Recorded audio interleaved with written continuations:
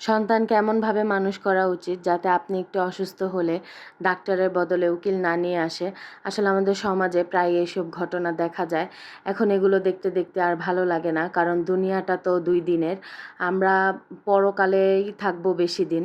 দুনিয়াতে তো আমরা অল্প কয়েকদিনের মেহমান, কিন্তু আমরা পরকালের জন্য আসলে কিছুই করে যাচ্ছি না। সব এত মোহ, এত মায়া, এত জায়গা সম্পত্তি বা এত টাকা পয়সা সব কিছুই আমরা এই দুনিয়ার জন্যই রেখে যাব, এই দুনিয়াতেই রেখে যেতে হবে আমাদের। তো হ্যালো এভরিওয়ান, আসসালামু আলাইকুম। আমি সিতুস ডেইলি লাইফ ব্লগ থেকে অনেক অনেক অনেক দিন পরে একটা ব্লগ নিয়ে হাজির হলাম। আসলে সময় স্বল্পতা বলেন বা ব্যস্ততা বলেন বা মন খারাপের কারণ বলেন, সব কিছু ঘিরে আসলে এতদিন পেজটাতে কাজ করিনি। কারণ আপনারা হয়তো বা কম বেশ যারা আমাকে রেগুলার ফলো করেন বা যারা আমার ভিডিও রেগুলার দেখেন, তারা সবাই জানেন যে মোটামুটি এখন সবাইকেই কন্টেন্ট মনিটাইজেশন দিচ্ছে, বাট আমি এখন পর্যন্ত কন্টেন্ট মনিটাইজেশন পাইনি। আসলে আমি জানি না যে আমার কোথায় ভুল বা কী কারণ। আমিও একটু মানে কি বলে একটু জেদ ধরে বসে আছি যে আমি এটা নিয়েই কাজ করব, দেখি কতটুকু কি করা যায়। তো আমার জন্য সবাই একটু দোয়া করবেন যাতে আমার সেটআপটা চলে আসে। তো শুরুতে যে কথাটা আসলে বলছিলাম যে সন্তানকে আসলে এমনভাবে মানুষ করা, আমি 2টা বাচ্চার মা। আসলে আমার এখন মাঝে মাঝে ফিল হয় যে আমি যদি আমার সন্তানগুলোকে সুন্দরভাবে বা ভালো করে মানুষ করে যেতে পারি, তাহলে ওরা যখন বড় হবে ওদের কাছেও এই জিনিসটা আসলে ফিল হবে যে না, আমার বাবা মা বা আমার সব কিছু ঘিরে আমার বাবা মা।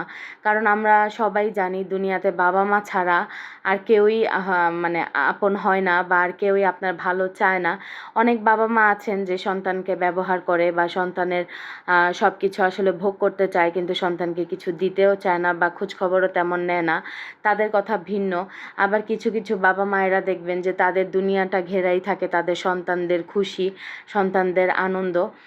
তো অনেকগুলো কথা আজকে আসলে বলে ফেললাম, বড় বড় কথা। জানি না আসলে যে কতটুকু কি ভালো লেগেছে বা খারাপ লেগেছে। তো এই ভিডিওটা কয়েকদিন আগেরই, বেশ কয়েকদিন আগের আর কি, গত সপ্তাহের দিকে হবে এরকম, বা গত 2 সপ্তাহ আগের ভিডিও। দেখেন আমি কতটা আসলে কি বলে এটাকে, অলস তো বলা যাবে না, কারণ আমি যেহেতু ভিডিও করে রেখেছি, কিন্তু মন খারাপ মানে কাজ করতে ইচ্ছেই করে না যে কি কাজ করব। এখন পর্যন্ত সেটআপটাই পেলাম না। এত মানে প্রায় 1 বছরের উপরে হয়েছে আমি পেজটা নিয়ে কাজ করছি।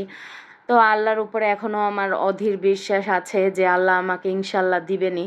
আর যদি না দিয়ে থাকেন তাহলে হয়তোবা এটার পিছনেও আল্লাহর ভালো কিছু আছে। আমি আল্লাহর উপরে প্রচুর বিশ্বাস করি। আমি ভাবি বা আমি চিন্তা করি যে আমার সাথে যা হচ্ছে বা যা হবে সব কিছুই আল্লাহরই লেখা, কারণ আল্লাহর ইশারা ছাড়া গাছের কোনো পাতাই কখনোই নড়ে না। এখন আবার আল্লাহর উপরে ভরসা করে আবার কাজ শুরু করেছি। দেখা যাক আল্লাহ কপালে কী রেখেছেন, ইনশাল্লাহ ভালো কিছুই হবে হয়তো। তো সেদিন রান্না করেছিলাম কলিজা ফ্যাপসা ভুনা আর বেগুন ভাজি আর ঝাল ঝাল করে পেঁয়াজ ভর্তা আর সাদা ভাত। সেদিন সব কিছুই আমার পছন্দ মতোই রান্না করেছিলাম। আসলে মাঝে মাঝে নিজের পছন্দ মতো সব কিছু রান্না করতে ভালোই লাগে।